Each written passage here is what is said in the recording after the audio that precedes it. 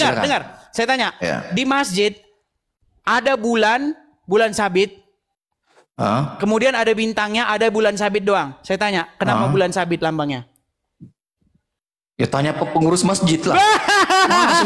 Anda sesuatu yang tidak penting Anda tanya pengurus masjid. Tanya pengurus masjid lah. Tanya saya, nggak penting itu. Satu-satunya agama yang bahkan lambangnya aja bikin orang bingung adalah agama. Itu siapa? Itu siapa yang buat begitu? Itu siapa yang buat begitu? Itu tidak ada kaitannya dengan agama. Bulan bintang itu. Sekarang saya tanya, apakah orang Islam yang menggunakan bulan sabit sebagai lambangnya itu adalah sesat? Enggak tahu. Enggak tahu. Pengurus masjid. Satu-satunya agama yang sampai sekarang belum ketemu lambangnya adalah agama. Dengarkan saya. Ketika ada umat Islam yang menjadikan matahari sebagai lambangnya, apakah dia keliru begitu? Misalnya dia pajang matahari di atas masjid, apakah keliru begitu? Keliru. Makanya saudara. Ya, silakan Ajam. Makasih teman-teman yang mensupport ya. Terima kasih teman-teman. Ya. Halo, selamat siang. Halo, selamat siang. Halo. Ya, silakan. Gimana saudara? Bang Ada apa ini? Al-Quran, kitab penjelas. Oh, udah pindah tema ya. Berarti udah tobat tentang Tuhan ya.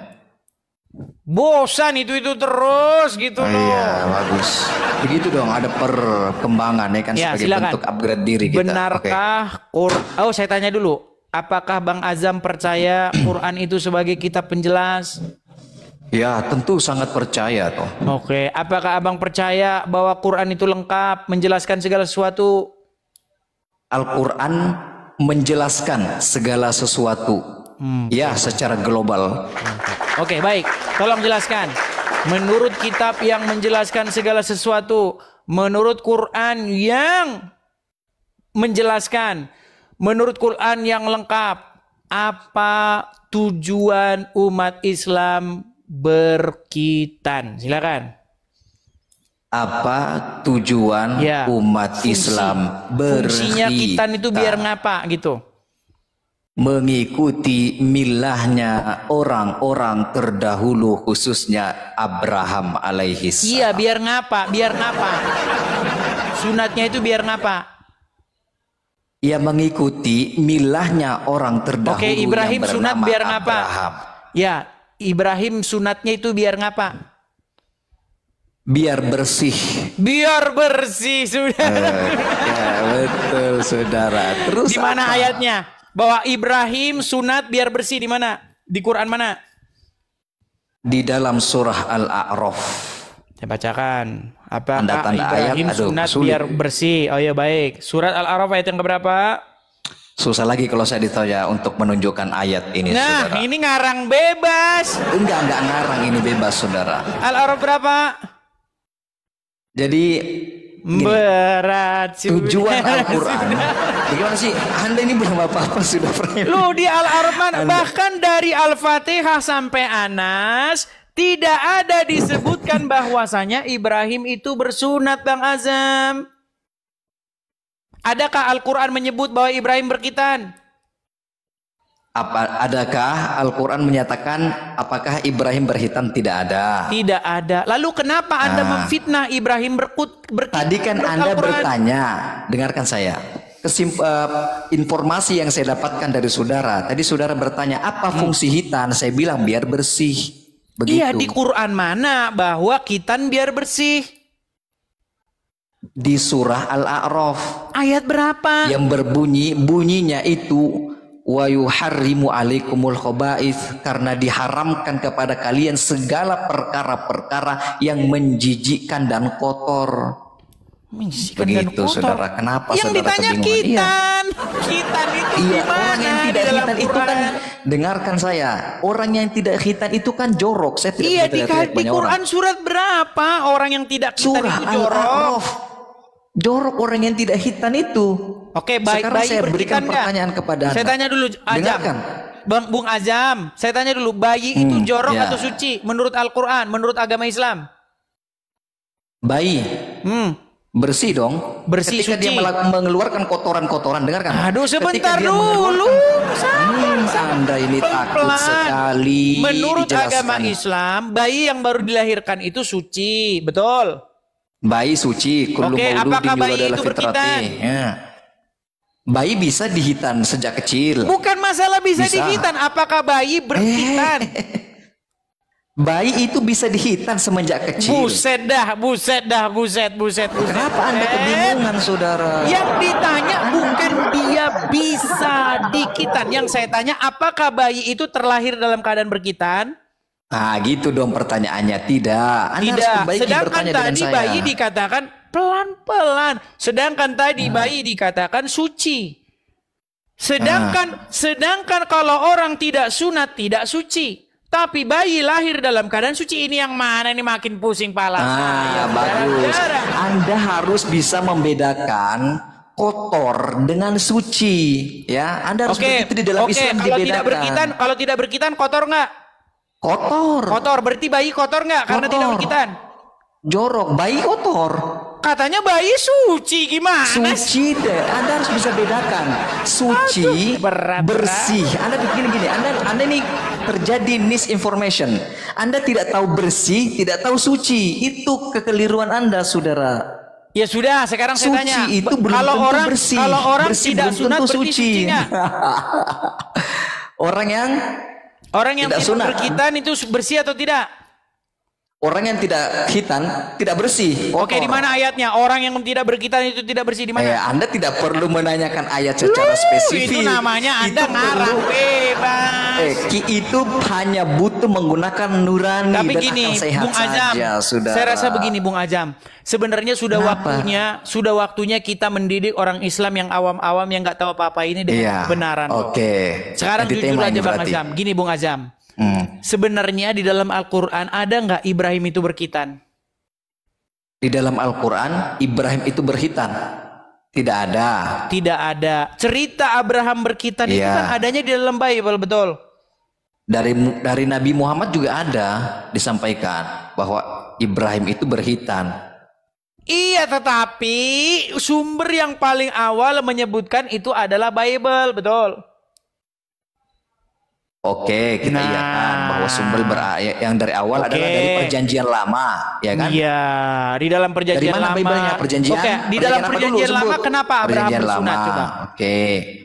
Aduh, Bang Azam ini kayaknya sinyalnya delay kayak begini.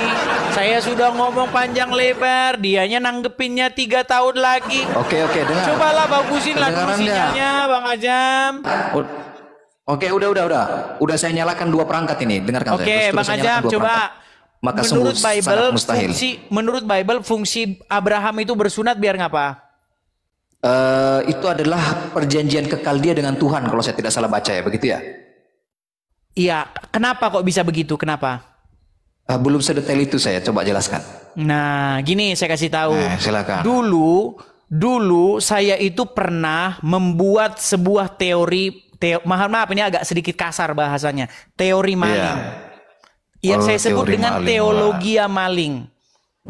Nah, kenapa saya bilang teologi maling? Begini ceritanya. Inilah yang disebut dengan teologi maling. Gini, saya umpamakan dulu dengan bahasa yang sederhana. Ketika kita mencuri gagasan, mencuri ide, biasanya kalau ide itu curian, itu dia nggak tahu dia kenapa bisa begitu. Contoh, waktu ujian skripsi. Ya cepat. Kan? Apa? Cepat jelasinnya, lama sekali gitu. Ya, ketika orang skripsinya itu dari maling, dia tidak tahu kenapa itu ada di situ ketika diuji. Ini kok ada di sini, dia nggak tahu karena dia dapat ide itu dari nyuri. Nah, sekarang begini. Menurut Bible, Abraham bersunat, ya kan, khitan, dikerat kulit katanya, itu ada asal muasalnya. Karena Tuhan mengadakan sumpah atau perjanjian. Nah, di mana tanda sumpah itu adalah Abraham itu dan keturunannya harus mengerat kulit katannya. Itu sebagai tanda. Bukan biar bersih. Tapi alasan biar bersih benar nggak? Enggak, dari mana? Biar bersih ya mandi lah gimana? Kalau biar bersih mandi. Secara ilmu kedokteran, orang yang sunat itu biar bersih. Secara ilmu kedokteran kalau sunat itu kalau nggak mandi juga tetap saja bau. Gimana sih? Ini kan salah satu opsi. Opsi bersih itu nggak ada kaitannya. Bersih itu mandi. Iya, bersih itu Gimana barang sih? dong. Barang tersebut kalau mau bersih Ada-ada harus saja. dipotong. Kalau tubuh ingin bersih, mandi secara totalitas, Oke, secara sekarang begini. sempurna. Ini jangan ke situ dulu gini. Intinya, Nah, kan lari Anda. maksud Iya, dan silakan. tujuan sunat itu diadakan, diikat Tuhan sebagai materai perjanjian. Kalau orang berjanji itu kan ada tandanya. Contoh, Iya. kita janji nih. Sudah saya jelaskan tadi kan. Masih delay juga ini, kita udah ngomong, dia mau ngomong. Gini loh. Waktu kita berjanji, kita itu punya namanya sumpah, tanda bahwa kita pernah bersumpah, tanda bahwa kita pernah berjanji, makanya disebut materai perjanjian. Nah, sunat itu merupakan tanda perjanjian bahwa Tuhan dulu pernah bersumpah kepada nenek moyangnya orang Israel. Nah, apa isi sumpahnya itu? Bahwa keturunan Abraham akan diberikan tanah orang Kanaan itu. Itu isi perjanjiannya, bahwa dia akan menjadi Allahnya, bahwa orang Israel itu akan menjadi umatnya. Itu isinya. Tapi di dalam agama Islam sunat biar bersih. Emang salahnya di mana? Loh, ini yang disebut dengan teologi maling tadi. Salahnya di mana begitu? Oke, di mana dalam Quran disebut sunat itu biar bersih? Astaga naga, ini sudah dijelaskan dari tadi. Fungsi sunat. Kata sunat pernah ada nggak dalam Al-Quran? Kata khitan. Oh, tidak ada. Tidak pernah kita ada. jujur jawabnya. Kenapa Anda bisa ngarang-ngarang lagi? Yang ngomong itu baginda Muhammad Sallallahu Alaihi Wasallam. Berarti Quran kita penjelas hanyalah gom. Ini sebenarnya yang saya cari dari tadi. Bagus. Begitu berarti dong. hanyalah ini gom. Saya cari. Gom? Tidak, salah. Aduh. Salah, benar salah. Anda nanya di mana instruksi hitam gitu. Maunya Anda nanya di mana perintah hitam dalam Al-Quran gitu. Beneran atau kagak? Makanya Anda nanya sebenarnya di mana perintah hitam dalam Al-Quran. Begitu sebenarnya yang pas. Loh, dari awal sudah saya tanya itu. Di mana umat muslim diperintahkan untuk berkhitan, di mana dalam Quran? Itu bagus ya. Perintah khitan di dalam Al-Quran ada di surah Al-Imran. Catat teman-teman di bawah ya. Perintah khitan di dalam Al-Quran ada di dalam surah Al-Imran. Catat teman-teman. Ayat berapa? Ya, kalau saya tidak salah ayat 31 dia berbunyi, "Qul in kuntum tuhibbunallaha fattabi'uni yuhibbukumullahu wa yaghfir lakum dzunubakum wallahu ghafurur rahim." Katakanlah wahai Muhammad kepada seluruh manusia, jika kalian mengaku mengikuti Al-Quran, mencintai Allah, mengikuti Allah, maka ikutilah Muhammad Sallallahu Alaihi Wasallam. Muhammad memerintahkan untuk khitan. Jadi narasi edis yang mengatakan bahwa Al-Quran itu kitab gombal adalah manipulasi dan berarti berarti umat muslim kalau mengikuti Al-Quran saja akan sesat. Biar dapat counter subhatnya edis ini. Gimana? Besok Bung Azam kalau naik ke sini, cobalah sinyalnya jangan pakai sinyal tetangga lah ya. Coba, saya udah ngomong.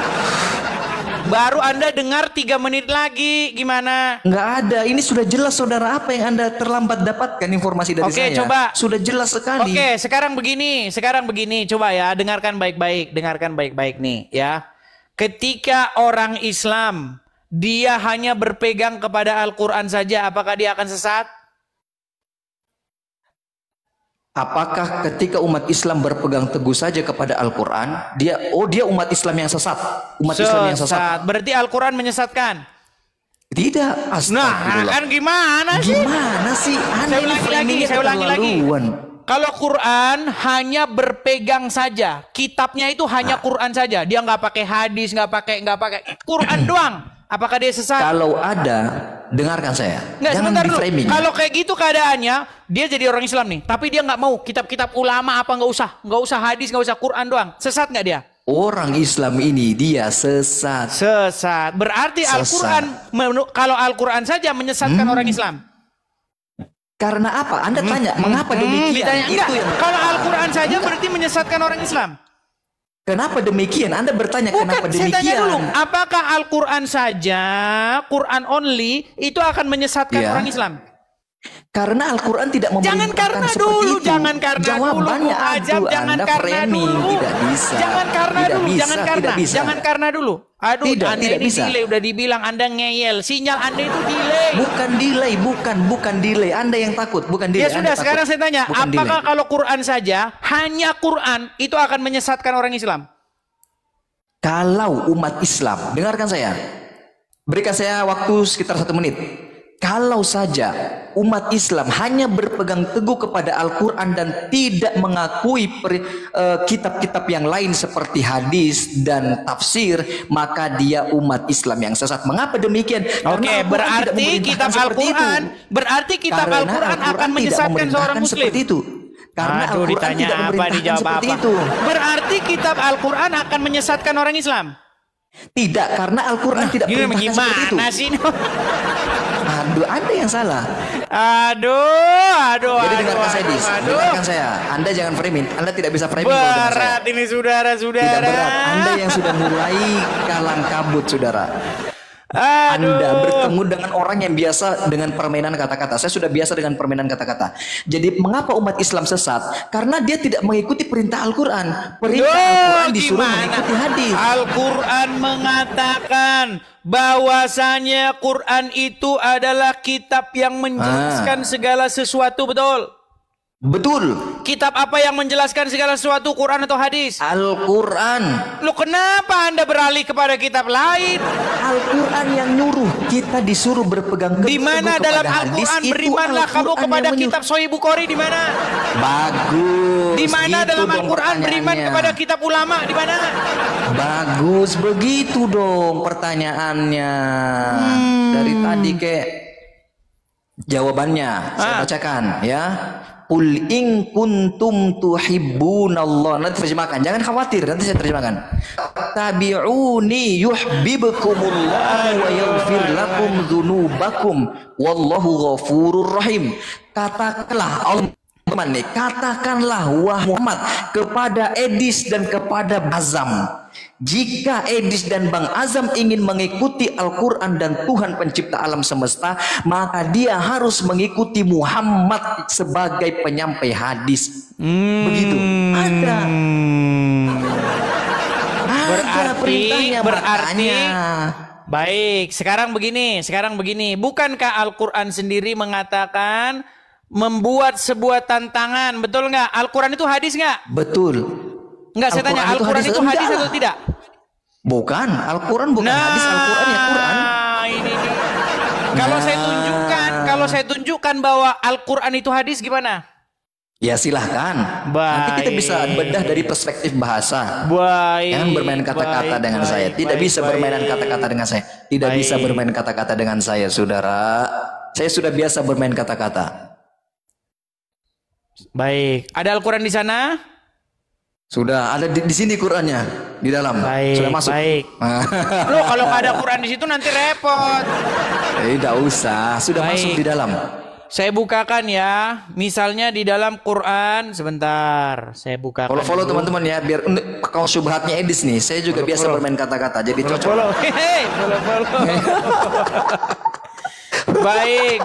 Biasa aja, Anda aja ngemis kok minta duit, masa saya minta follow nggak boleh ya? Baik. Saya tampilkan ya, saya tampilkan nih. Di dalam Quran, surat yang sabar ya. Baik, sabar. Aduh, mana nih delay Anda ini? Sama-sama. Coba di dalam Quran surat yang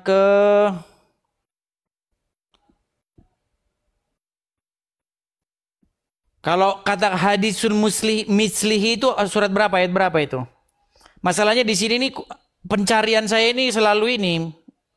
Anda cari saja. Bahasa Inggris. Terlalu banyak yang redaksi-redaksi seperti itu dalam diksi Arab. Ada yang pernyataan ulama, ada hadis. Jadi saya bingung gitu. Al-Quran.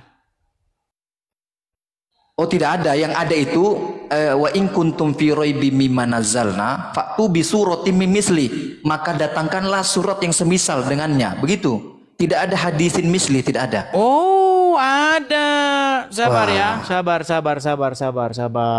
Adanya dalam Al-Baqarah itu, fa'tu bi suratin min mithli. Bukan di Al-Baqarah. Sebentar ya. Silakan cari ya. Sudah dijawab ya. Jadi untuk khitan itu teman-teman, dalilnya ada di surah Al-Imran. Kalau merujuk ke Quran semua ya, ada di surah Al-Imran ayat 31. Perintah untuk mengikuti Muhammad sallallahu alaihi wasallam. Ya.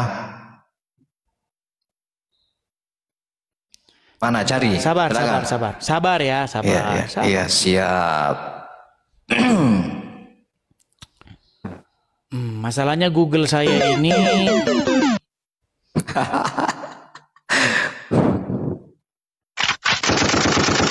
mana? nggak apa-apa, bersorak-sorak dulu. Nanti kalau ada kan baru kita langsung selesaikan begitu. Iya, siap. Tidak apa-apa, saya tunggu, saya siap menanti ya. Sebentar ya. Ya, saya siap menunggu. Ini Edis minta sumbangan teman-teman Kristen, silakan dikasih dia. Coba ya, surat Yunus ayat yang ke-38 coba. Surah apa? Yunus ayat yang ke-38. Yunus ayat 38. Am yaqulu naftara qul fa'tu bi asyri suwarin mithli. Tidak ada. Mana coba apa tampilkan ayatnya? Mithli semua. Bukan hadis, yang ada misli. Misli itu artinya semisal. Iya, tapi ada juga katanya hadisun mislihi.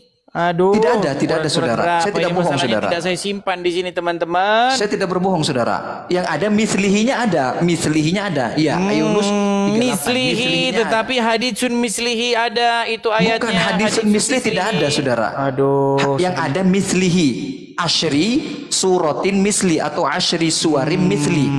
10 iya, surat itu yang tanda bahwa Anda dengannya. tidak mengerti Al-Quran. Masalahnya saya tidak hafal posisinya Dia gagal saudara. Detik-detik Edis gagal. Baik. Nggak apa-apa saya carikan ya. Iya, silakan cari. Tidak ada hadisin misli, tidak ada. Yang ada asyri suwarim misli, 10 surat yang semisal dengannya, atau bisurotib misli, 1 surat yang semisal dengannya. Adanya begitu. Iya, Saya ini paling jujur saudara. Sabar. Ketika berdiskusi. Nanti kalau ketemu nanti babak belur, nanti kamunya saya bikin aja. Enggak apa-apa. Saya akan counter jika seandainya saudara dapat. Kalau kamu saya akan berikan mau di sebuah counter semua. Gimana? Aduh, ini detik-detik Edis kebingungan ini saudara untuk mencari sebuah argumentasi ya. Bentar. Ya, silakan. Hadis ya, tidak ada hadis saudara. Kamu tidak tahu. Ya, jika ada nanti saya berikan counter argumennya, silakan. Ya, silakan. Jadi kamu tidak tahu. Sebentar ya. Itu surat keberapa sih ya? Yunus sudah, itu Yunus sudah saya baca. Bukan surat Yunus. Itu dalam surat apa? Surat At-Tur kalau tidak salah ya. Waduh, jauh sekali ya Tur. At-Tur itu udah mau selesai Al-Quran At-Tur. Makanya temanya jangan berat-berat di. Anda kesulitan sendiri dengan tema ini kan, Anda ganti tema saja begitu. Nanti saya berikan pertanyaan Anda kebingungan, ya kan? Ini tugas saya di sini tidak terlalu mengcounter balik, iya benar ya, ini. memberikan komparasi. Benar, ada di dalam surat At-Tur nih. Baik nih ya. Di dalam surat At-Tur nih ya. Saya bacakan ayat yang ke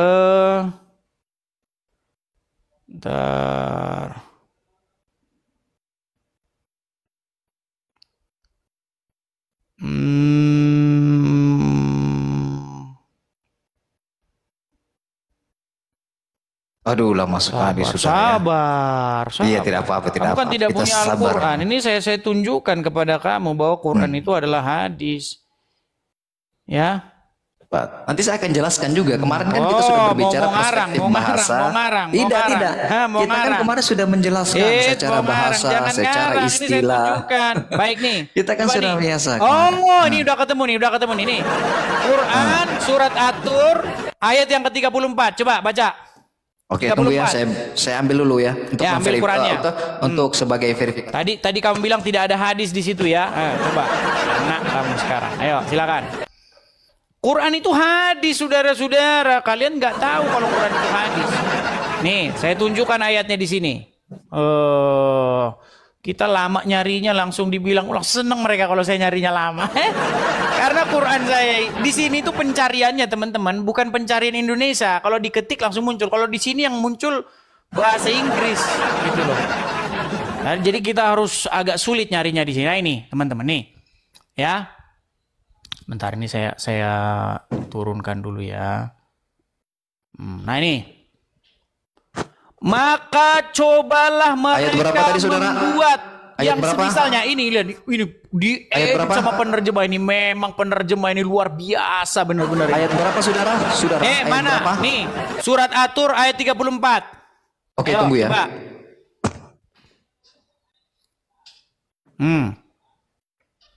Jangan langsung hilang begitu. Di sini hadis, di sini bahasa aslinya di sini hadis.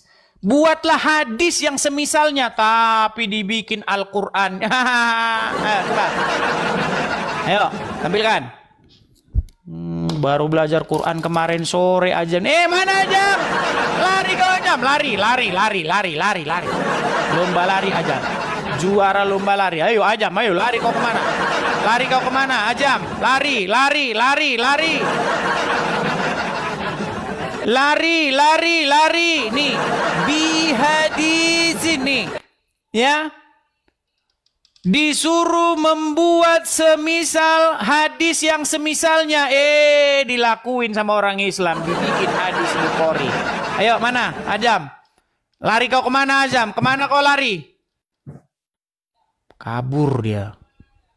Habis ini dipencet tombol lari, hilang dia kan? Ayo baca. Ajam. Aduh, si Ajam mau melarikan diri. Oke. Ayo. Aduh. Ayo baca.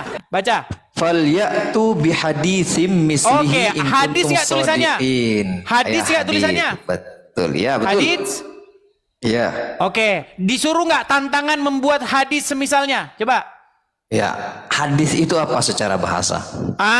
Tadi kau bilang Quran bukan hadis. Ayo, menangis sekarang, nangis. Dia nangis dia aja. Hadis secara bahasa itu artinya berita. Oke, jadi Quran ini hadis nggak? Iya. Secara bahasa Quran itu hadis. Secara bahasa Quran itu hadis. Quran bukan hadis sekarang. Mewek nangis dia ngomong iyanya. Jadi Quran adalah hadis, setuju? Setuju. Iya, wahai orang Islam, dengar. Al-Quran inilah hadis. Dengar dulu. Al-Quran inilah hadis yang sesungguhnya.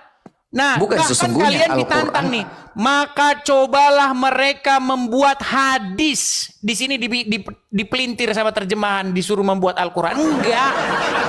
Ini tantangan disuruh membuat hadis. Nah, justru malah orang Islam yang jabanin tantangan ini. Dibikinlah hadis ini, dibikinlah. Jadi tobatlah kau Ajam. Quran itu sebenarnya hadis. Oke, saya jelaskan. Silakan, sudah bisa saya jelaskan? Belum? Nangis. Al-Quran adalah hadis. Ayo, coba gini. Coba bilang sama seluruh umat muslim bahwa Al-Quran ini adalah hadis. Coba, ayo. Bilang. Ngapain? Begini. Ngapain? Ayo. Dengarkan saya. Bilang dulu. Bilang Ajam. Al-hadis itu sebentar dulu Ajam. Katakan dulu. Sebuah umat berita. Muslim yang dikatakan Edis TV adalah benar bahwa Al-Quran adalah hadis. Ya bilang. Kok bisa gitu? Kok bisa gitu? Aduh. Ayo, coba bilang, yuk. Bilang. Jadi sudah bisa saya jelaskan belum? Enggak, bilang dulu itu, yuk, bilang dulu. Penjelasan.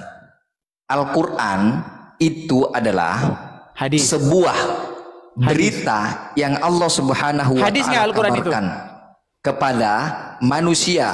Salah satu berita di dalam bahasa Arab itu adalah hadis. Al-Quran adalah hadis. Diberitakan kepada saya. Bilang tidak aja. Aduh, Anda ini gimana Ajam. sih?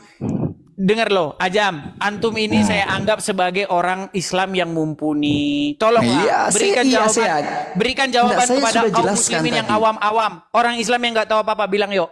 Wahai umat muslim, sesungguhnya Al-Quran itu adalah hadis.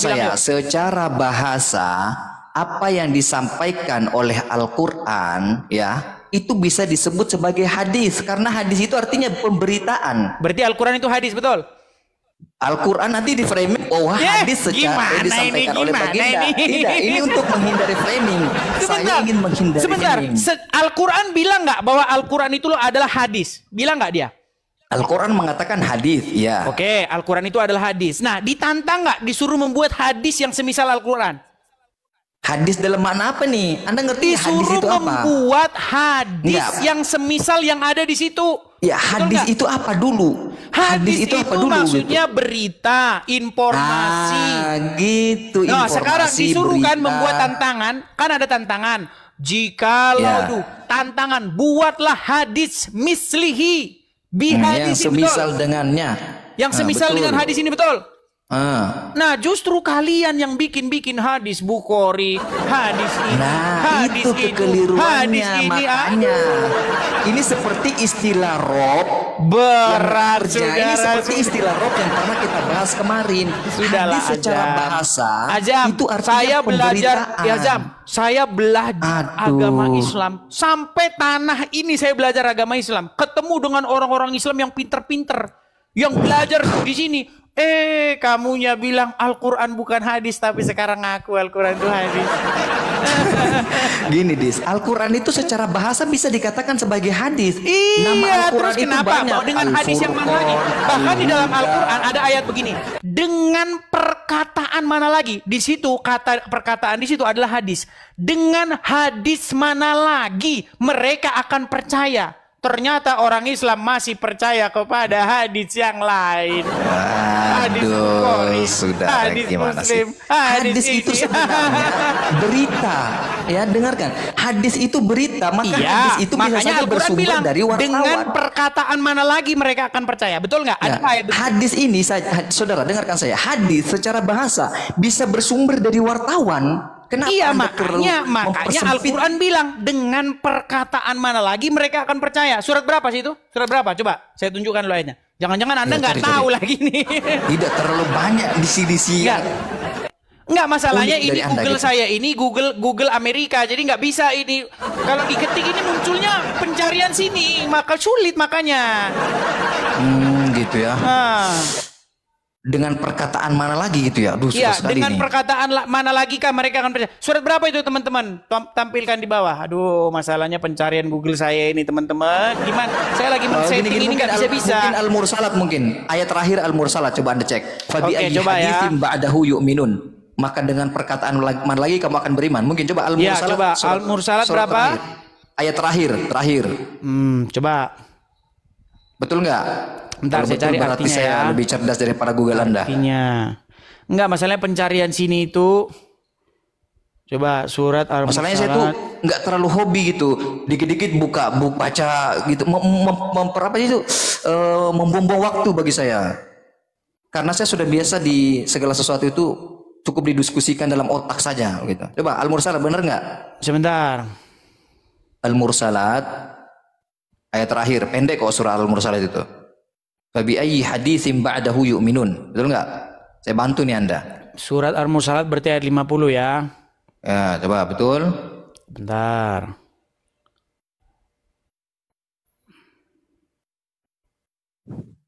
Saya bacakan di sini surat Al-Mursalat ayat 50. Artinya, maka kepada betul, mantap nih Azam nih.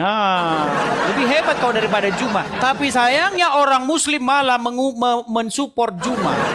Supportnya banyak kepada Juma, sama Juma dibelikan apa, saudara-saudara? Tidak usah bawa orang lain di sini. Saya tidak ingin terjadi konflik. Ajam, gini, saya tuh nggak gini loh. Umat Muslim itu saya nggak mau banyak umat Muslim yang nggak tahu apa-apa, yang lugu. Mereka malah mensupport Juma, sama Juma supportnya malah dibelikan headset seharga mobil Avanza. Lu iya. Lu dia malah menghitung dolarnya di atas meja. Pamer-pamer dia katanya. Sedangkan si Valen yang malam ditelantarkan sama dia. Nih, saya tampilkan ini. Dengan hadis mana kamu akan percaya? Nih, saya tampilkan. Nih, biar umat Islam belajar sama saya. Jangan kalian anti saja sama saya. Jikalau datang informasi dari orang kafir, janganlah kamu langsung menolaknya atau jadi betul ya, bahwa Al-Quran itu hadis secara bahasa. Sebentar. Ya. Maka Wah. maka kepada perkataan apakah selain ini dalam tanda kurung nih, Al-Qur'an nih. Tapi di dalam aslinya, bahasa aslinya nih ya. Coba baca Ajam. Fabi ayyi, udah baca aja, agak rabun saya ya. Mohon maaf, saya tidak terlalu jelas. Fabi ayyi haditsim ya. Dengan hadits mana lagi? Nih, bahasa Indonesianya ini hadis nih. Dengan hadis yang mana lagi mereka itu akan beriman selain daripada yang Al-Qur'an ini? Terus. Bener nggak? Kurang jelas ya kalau dari saya. Iya betul. Bener nggak? Iya. Bener nggak bahwa Al-Quran ini adalah hadis? Secara bahasa Al-Quran adalah hadis. Iya, makanya Al-Quran membuat sebuah pertanyaan yang sarkas. Tapi dengan bukan hadis yang mana lagi mereka akan percaya? Ternyata orang Islam bukan percaya hadis kepada hadis yang lain. Yang dipahami oleh Edis yang mengatakan bahwa Al-Quran ini dengan hadis mana lagi mereka akan percaya? Yang disampaikan oleh baginda Muhammad, bukan. Loh, ini sebuah sindiran kepada orang-orang. Iya. Mereka terus ini mau percaya dengan hadis yang mana lagi selain daripada Al-Quran ini? Coba. Nah, terus problemnya di mana gitu? Ada problem apa ini kan, dengan diksi-diksi kata perkataan itu? ini saya bold dulu ya. Saya bold dulu sebentar. Oh iya, saya tebalkan silakan. Sebentar saya bold dulu teman-teman. Kalau pakai komputer Anda Ctrl plus B. Bukan, ini pakai HP ini. Nah, ini ya. Maka kepada perkataan. Nah, ini kata perkataan bahasa Arabnya ini adalah hadits, ya. Maka kepada hadits apakah terus selain Al-Qur'an ini mereka akan beriman?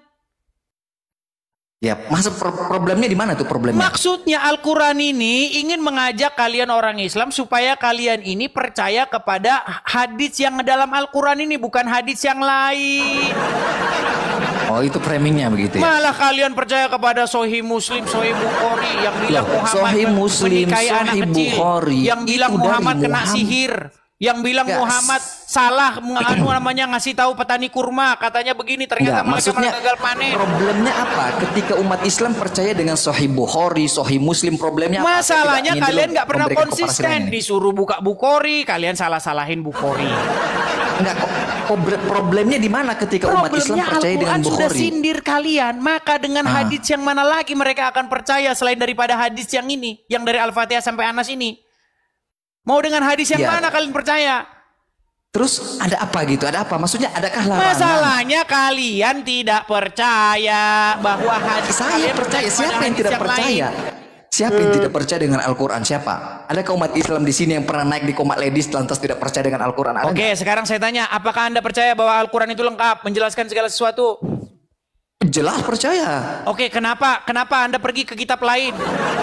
Karena Al-Quran yang nyuruh. Anda ini gimana sih, sudah saya ulang-ulang dari tadi. Al-Quran menyuruh supaya kalian beriman kepada Al-Quran, bukan beriman kepada kitab-kitab. Al-Quran nyuruh untuk mengikuti Nabi Muhammad. Al-Quran menyuruh kalian beriman kepada kitab-kitab sebelumnya, betul? Ya, Al-Quran menyuruh kalian beriman kepada kitab-kitab sebelumnya, betul nggak?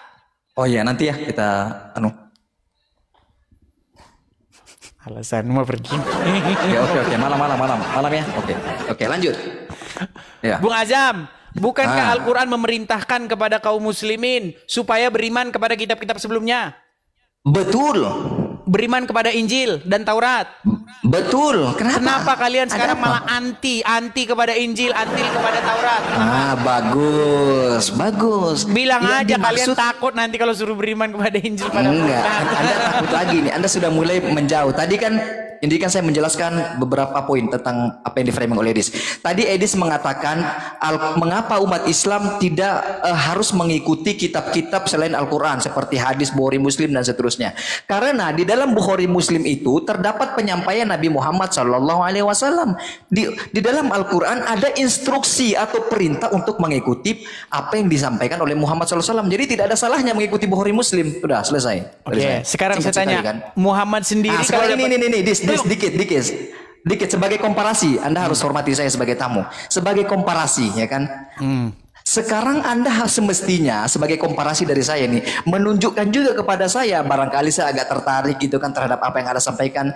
Mana perintah dari Yesus untuk beribadah pada hari Sabtu pada hari Minggu gitu ya. Pada hari Minggu di gereja, kemudian dengan melakukan gerak-geri ibadah sebagaimana yang dilakukan oleh teman-teman Kristen pada hari ini, nyanyi-nyanyi, duduk di atas kursi dan seterusnya dan seterusnya. Sekarang gantian lah ya, saya menjelaskan agama Kristen ya. Soalnya kalian kalau gitu bahas agama kalian langsung tinggal ya. Kita jelaskan agama Kristen sekarang. Sudah tuntas tadi, saya berhasil menjawab, bahkan saya bantu dia. Mana? Wow, sembarangan. Tentang hadis tadi saya bantu Anda loh. Bang Ajam, dengerin. Ya, silakan. Tadi. Jelaskan.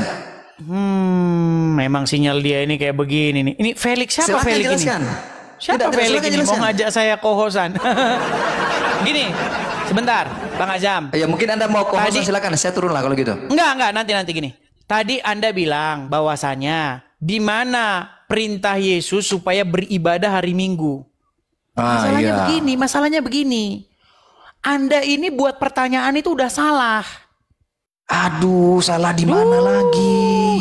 Gini, baik. Salah saya ternyata. Apa pengertian beribadah? Ya, silakan bermain kata-kata. Bukan bermain kata-kata. Nggak, silakan jelaskan. Saya jelaskan. Ya. Banyak orang ini makanya bahasa orang awam jangan dipakai karena orang awam tuh nggak ngerti apa-apa. Memang masyarakat awam memahami ibadah. Dengarkan dulu. Orang awam memahami ibadah itu pergi ke rumah ibadat, pergi ke gereja, pergi ke masjid. Itu pengertian ibadah menurut orang awam. Padahal makna ibadah bukan sesempit itu. Ibadah itu bahasa Arab, bahasa Ibraninya adalah avodah. Nah, apa kata dasarnya? Dari kata abdi atau hamba. Jadi arti ibadah itu adalah penghambaan diri. Penghambaan diri kok cuma hari Minggu? Kagak. Penghambaan diri bagus. Itu dari jam 7 pagi ke jam 7 pagi, bukan hari Minggu doang. Bagus. Mantap jawaban ini yang saya. Jadi pertanyaanmu salah. Kenapa? Mana dalilnya ibadah hari Minggu? Loh, ibadah bukan hari Minggu doang. Gimana sih? Bagus. Nah, makanya jangan gunakan bahasa-bahasa atau terminologi orang-orang awam. Jadi kacau nanti diskusi kita. Nah, lalu gini. Bagus. Di mana dalilnya jingkrak nyanyi-nyanyi gitu? Betul? Betul sekali. Begini Ajam. Di dalam Bible saya akan tunjukkan. Ketika Tuhan membuang Firaun dan bala tentaranya ke Laut Teberau, apa yang orang Israel lakukan? Nih, saya bukakan dulu ya. Nih, saya bacakan. Ada korelasinya nggak dengan pertanyaan saya ini? Ada nggak? Iya dong. Sampai tidak ada. Tadi kan, jingkrak toh, terus penyanyi-nyanyi kan? Betul nggak? Iya. Betul nggak? Betul. Nih, luapan kegembiraan kepada Tuhan itu bisa Daud saja ketika dia mengangkat tabut Tuhan, memindahkan tabut Tuhan, ketika Daud memindahkan tabut Tuhan, Daud tuh jingkrak sambil telanjang bahkan dikatakan. Gimana kamu? Iya. Sebentar. Nanti saya tunjukkan orang Islam jingkrak nanti kamu nggak. Nih, benar kan? Nih. Keluaran pasal 15. Saya bacakan dari awal nih ya. Nih. Tapi sebelum pasal 15, kita ke pasal 14-nya dulu ya. Di sini Firaun akhirnya Firaun dan bala tentaranya itu ditenggelamkan ya. Ketika dilihat Tuhan oleh orang Israel, betapa besarnya perbuatan yang dilakukan Tuhan terhadap orang Mesir, maka takutlah bangsa itu kepada Tuhan dan mereka percaya kepada Tuhan dan kepada Musa hambanya itu. Pada waktu itu Musa bersama-sama dengan orang Israel menyanyikan nyanyian ini bagi Tuhan yang berbunyi dan seterusnya. Lalu di sini dikatakan maka Miriam nabiah itu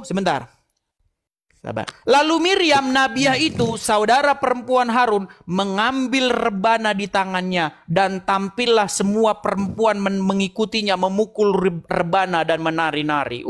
Mereka bersorak-sorak. merayakan kemenangan. Jadi kalau di gereja merayakan berkat Tuhan, wah Tuhan telah berbuat baik kepada kami, Tuhan begini memberkati kami, ya kami ekspresikan dengan bersorak-sorai, bukan. Jadi dengar dulu, bukan begini. Iya, silakan. Nah, kalian saja ditanya kayak begitu, ngapain nggak tahu? Orang Islam kalau ditanya, coba ditanya, kenapa orang Islam begini? Kenapa begini? Kenapa begini? Ada perintah Muhammad. Pasti orang Islam pusing sendiri. Ada perintah Nabi Muhammad, ruku, sujud. Bukan masalah perintahnya. Saya tanya, kenapa harus begini? Loh, ada instruksinya begitu loh. Iya, saya walaupun itu karangan kalian lah. Sebentar, Bung Ajam. Walaupun itu instruksi Muhammad kayak karangan ulama, kayak saya tanya, kenapa begini? Ada instruksi Muhammad gimana sih? Iya, kenapa begini? Kenapa begini? Kenapa nggak gini gitu? Kenapa harus Loh, gini? kan kalau instruksinya begitu umat Islam nah, ini. makanya saya bilang kalian bikin gerakan tapi kalian bingung. Dengarkan saya ya. Satu-satunya umat yang bingung ngapain takut. dia ngapain kayak begitu cuman kalian. Begini, kami ini dengarkan. Kami sebagai umat Islam ketika melakukan segala sesuatu yang berkaitan dengan ibadah, itu harus ada instruksinya dari Quran dan hadis. Ketika tidak ada instruksinya, dengarkan saya. Itu Bung Ajam, yang saya tanya kenapa harus begini? Yang jelas segala sesuatu itu kita melakukan ada perintahnya. Pertanyaan saya tadi, pertanyaannya kenapa begini? Kenapa harus begini? Artinya apa maknanya? Pertanyaan saya hari Minggu tadi ada nggak perintahnya? Anda belum jawab loh. Gimana? Bukan cuma hari Minggu doang, Ajam. Dengar ya. Orang Kristen itu ke gereja bukan cuma hari Minggu doang. Ada yang ke tapi hari ini, faktanya hari ini kita melihat teman-teman Kristen. Masalahnya kamu nggak tahu. Ajam, dengerin. Bukan nggak tahu. Ada yang ke gerejanya itu hari Rabu, ada yang Selasa, ada yang Minggu, ya, ada itu yang tidak. satu minggu itu 3 kali. Itu sebagai hal yang tidak berkaitan dengan apa yang diinstruksikan oleh pendeta. Ya hari ini yang dilakukan oleh pendeta yang memberi kegiatan secara resmi itu hari Minggu. Dasarnya itu adalah nih, janganlah kamu memisahkan diri atau menjauhkan diri dari pertemuan-pertemuan kudus. Nah, kata pertemuan itu bahasa aslinya itu gereja. Pertemuan kudus yang dilakukan oleh orang Yahudi hari Sabtu, ya, peribadatan hari oleh apa Yahudi hari Sabtu. Kok hari Sabtu doang, bukan hari Sabtu doang. Orang-orang Yahudi itu mengkuduskan hari Sabat, ya, di dalam Quran juga jelas demikian. Pertanyaan saya, mengapa orang Kristen mengkuduskan hari Minggu? Itu atas perintah siapa? Loh, kami ini ke gereja bukan Minggu Dia doang. kesulitan, ada hari ini. Loh, sekarang kepada hari Minggu begini. Baik, begini ya. Begini, pertama-tama hari Minggu itu sendiri artinya kebangkitan Tuhan. Maksudnya Tuhan, kata Tuhan itu merujuk kepada Yesus. Nah, jadi makanya di situ jangan ada karang. Minggu itu kebangkitan Tuhan berasal dari kata mana itu? Dari kata apa itu? Dari bahasa Portugas, kalau nggak Portugas lagi. Portugal. Udah kebingungan dia. Iya, sebentar. Minggu itu dari kata Domingo, sebentar ya. Iya, artinya menyembah Tuhan. Sebentar, nih. Ya. Anda kebingungan ini kan? Macet kan Anda kalau ditanyakan tentang Kristen. Ini. Ya, baca cepat. Kata Minggu diambil dari bahasa Portugis Domingo yang dalam bahasa Latin Dies Dominicus yang berarti Dia Dosenhor yang berarti hari Tuhan kita. Maksudnya di situ berbicara mengenai hari bagaimana Yesus bangkit. Oh, betul. Wah, sekarang begini, masalahnya hari siapa? Pertanyaan saya itu loh. Yang suruh itu gini loh. Yang suruh. Jangan belum jawab Anda, saudara. Jangan menjauhkan diri atau memisahkan diri dari pertemuan-pertemuan kudus itu. Yang itu suruh cuma itu Minggu siapa doang. Hari apapun. Enggak, yang suruh. Bahkan kami ada lagunya aja. Yang suruh siapa gitu? Hari Selasa, sekali loh. Hari Rabu, dengar. Hari Senin, hari Selasa, hari Rabu, harinya Tuhan. Semua harinya Tuhan. Gimana sih? Yang suruh, pertanyaan saya, yang suruh untuk melakukan ritual-ritual tertentu pada hari Minggu itu siapa? Udah, kalau Anda jawab saya nggak ngeles, saya nggak akan membantah. Itu sudah kebiasaan dari masa purba gereja. Ada yang mau hari Sabtu, ada yang mau hari Minggu, ada yang mau hari apa aja nggak masalah. Berarti bukan perintah dari Tuhan ya, fix.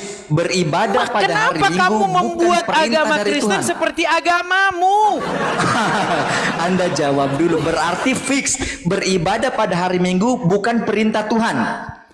Tuhannya Abraham, Ishak dan Yakub. Oh, Yesus bukan. memerintahkan beribadahlah kamu atau beribadah aja kamu tidak mengerti. Beribadah tadi sudah saya bilang. Beribadah itu menghambakan terlalu diri. menjelimet, Bukan cuma hari saudara. Minggu. Anda kan saya menganggap, saudara, dengarkan saya. Anda hargai saya sebagai tamu dong. Nah, silakan. Saya kan menganggap selama ini sebagai orang yang intelektual. Saya menganggap Anda selama ini sebagai orang yang intelektual. Tadi sudah saya dijelaskan hanya memberikan pengertian sebuah ibadah apa? pertanyaan. Iya, saya sudah tahu. Secara bahasa saya sudah dapat poinnya, saudara. Apa Sekarang, ibadah itu? Untuk mengkerucutkan. Sebentar, apa ibadah itu artinya, tadi?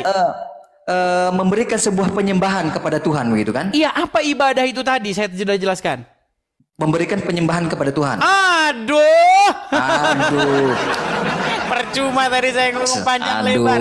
Dengar. Ibadah itu kan bahasa Arab.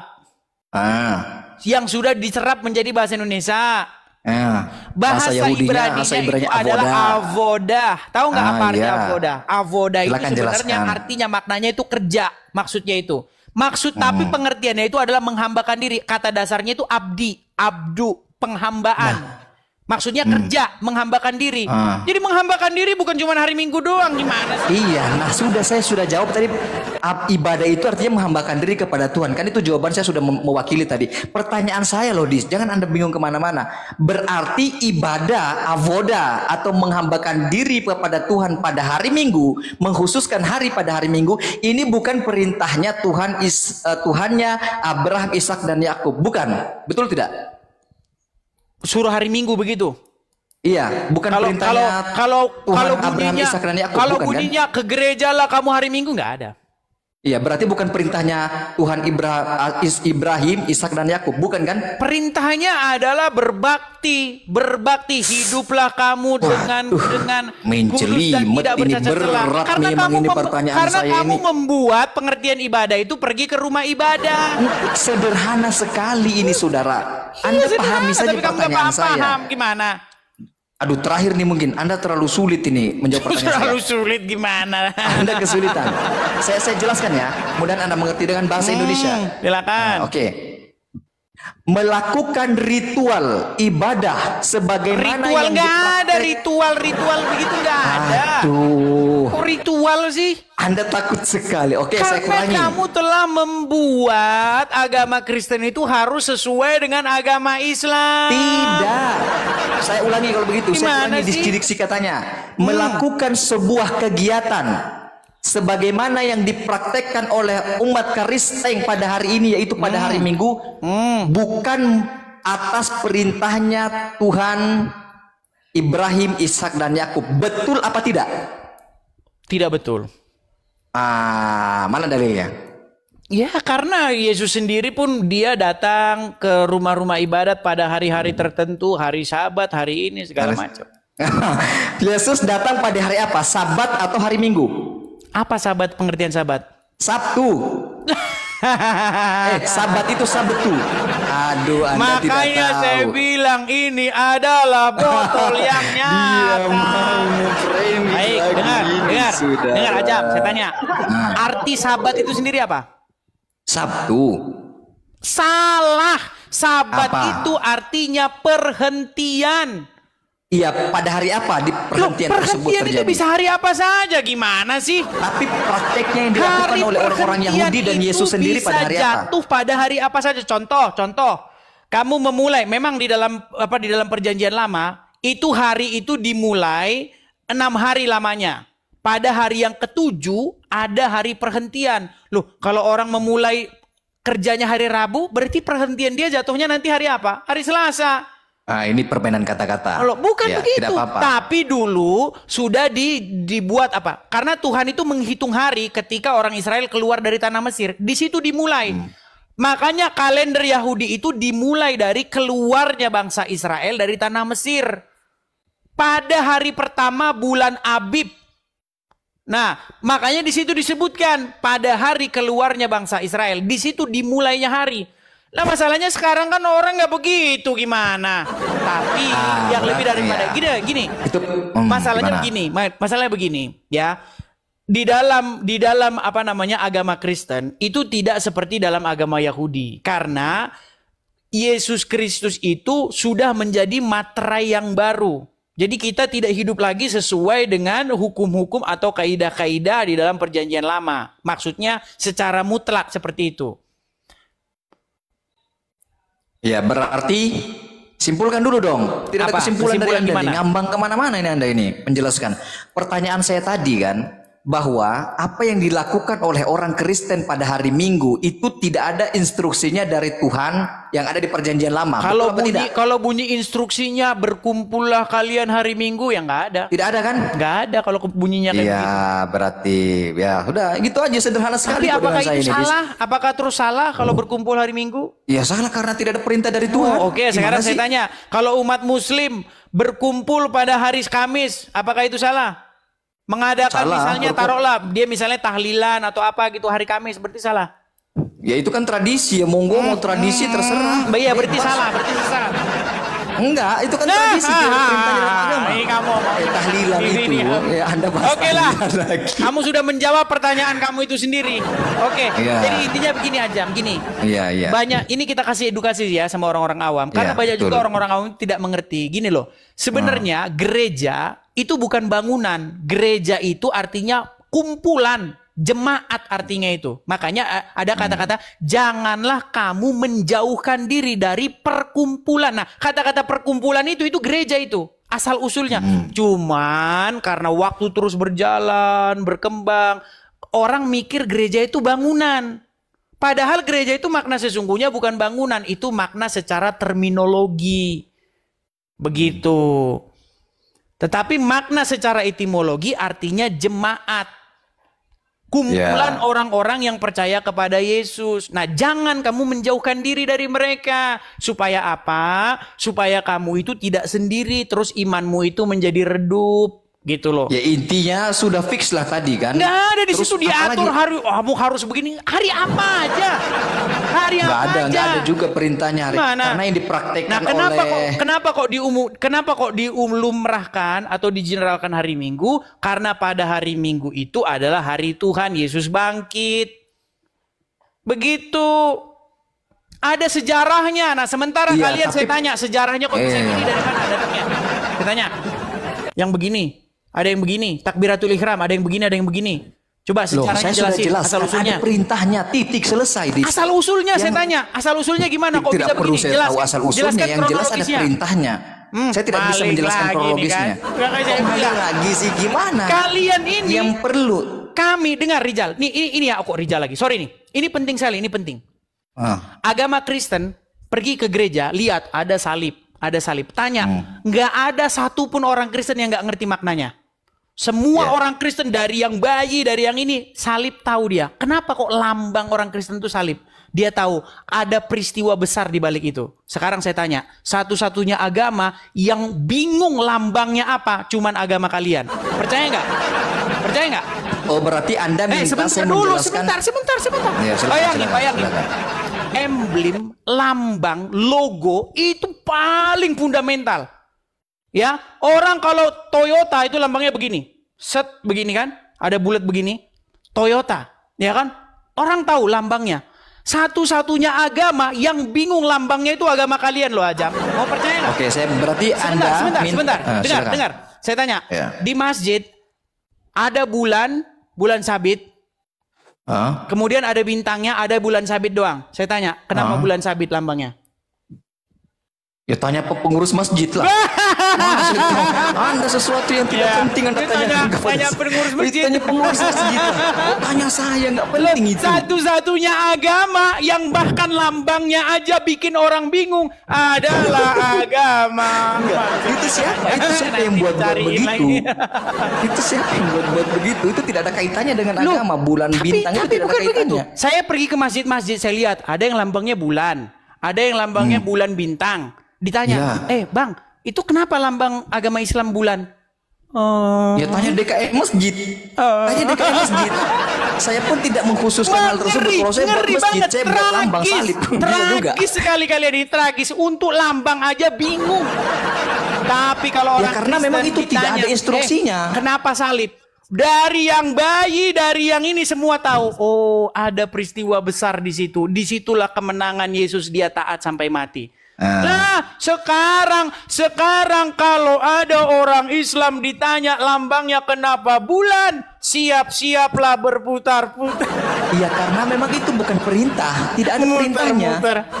Masa lambangnya sendiri aja kalian bingung? Itu bukan lambang Islam. Yang meresmikan bahwa bulan bintang itu lambang Islam siapa? Siapa yang ngomong begitu bahwa bulan bintang berarti orang itu Islam lambang gak punya lambang? Orang Islam gak punya lambang? Lambangnya umat Islam apa emangnya? Menurut Anda? Bingung, lambangnya bingung, kebingungan yang nyata. Setahu saya hari ini umat Islam itu nggak punya lambang yang aneh-aneh gitu. Kebingungan yang saya, nyata, lambangnya adalah kebingungan yang nyata. Itu Anda ini macam-macam, Dis. Kadang lagu dijadikan dalil, kadang lambang-lambang dijadikan dalil. Oke lah. Saya nggak mau. Oke lah. Anggaplah semua orang Islam yang pakai bulan sabit sebagai lambangnya adalah sesat, betul? Ya, itu perspektif Anda. Nah, kan berarti nggak bisa menyesatkan. Berarti nggak sesat. Kita tidak bisa menyesatkan sesuatu tanpa ada argumentasi. Ya begitu. Sudah, sekarang saya tanya, apakah orang Islam yang menggunakan bulan sabit sebagai lambangnya itu adalah sesat? Enggak tahu. Enggak tahu. Pengurus masjid. Hanya pengurus masjid. Begini. Yang sampai sekarang belum ketemu lambangnya adalah agama. Dengarkan saya. Ketika ada umat Islam yang menjadikan matahari sebagai lambangnya, apakah dia keliru begitu? Misalnya dia pajang matahari di atas masjid, apakah keliru begitu? Loh, makanya itu. Kenapa sampai sekarang orang Islam nggak punya logo? Itu hanya inisiatif saja. Orang Islam nggak punya logo sampai sekarang. Hanya inisiatif. Itu hanya inisiatif saja, nanti kalau kita saudara. teruskan nanti Anda membatalkan puasa. Kita lanjut nanti ya. Ya, siap. Oke. Terima kasih Bung Ajam. Sekali lagi Bung Ajam, jikalau ada jarum yang patah, jangan disimpan di dalam peti. Jikalau ada kata yang salah, jangan disimpan dalam hati. Oke? Iya, semoga Anda lebih toleransi lagi lah, ya kan? Anda jangan terlalu memframing Islam. Gitu ya. Saya nggak framing loh. Oke, makasih Bung Ajam, makasih. Shalom teman-teman Alumaga, jumpa lagi dengan Alumaga Channel. Baru saja kita menyaksikan video diskusi Edis dengan saudara kita dari Muslim yang bernama Bang Ajam. Di dalam video ataupun di diskusi ini sangat mengedukasi dan menunjukkan betapa pentingnya rasa saling menghormati dan berdialog tentang perbedaan keyakinan. Setiap pendapat disampaikan dengan penuh rasa hormat tanpa ada yang merasa tersinggung. Namun di akhir video, momen saling memaafkan adalah contoh indah tentang bagaimana perbedaan pendapat disikapi dengan bijaksana, menjaga persatuan dan menghargai keberagaman. Semoga semakin banyak diskusi seperti ini yang dapat membawa pemahaman lebih dalam antara umat beragama. Dalam diskusi seperti ini sangat penting untuk membuka wawasan dan menciptakan lingkungan yang lebih inklusif. Dengan saling mendengarkan dan menghargai, kita bisa membangun pemahaman yang lebih dalam tentang keyakinan orang lain tanpa harus mengorbankan nilai-nilai yang kita anut. Proses dialog yang sehat seperti ini juga menunjukkan bahwa perbedaan bukanlah hal yang harus dipertentangkan, tetapi justru bisa menjadi kesempatan untuk belajar dan tumbuh bersama. Semoga kedepannya kita bisa lebih sering melihat diskusi yang membawa kedamaian dan memperkuat hubungan antara umat manusia. Disclaimer, ini hanyalah diskusi, bukan ajang untuk mencari pemenang atau juara. Jadilah penonton yang baik dan bijak. Tuhan Yesus memberkati.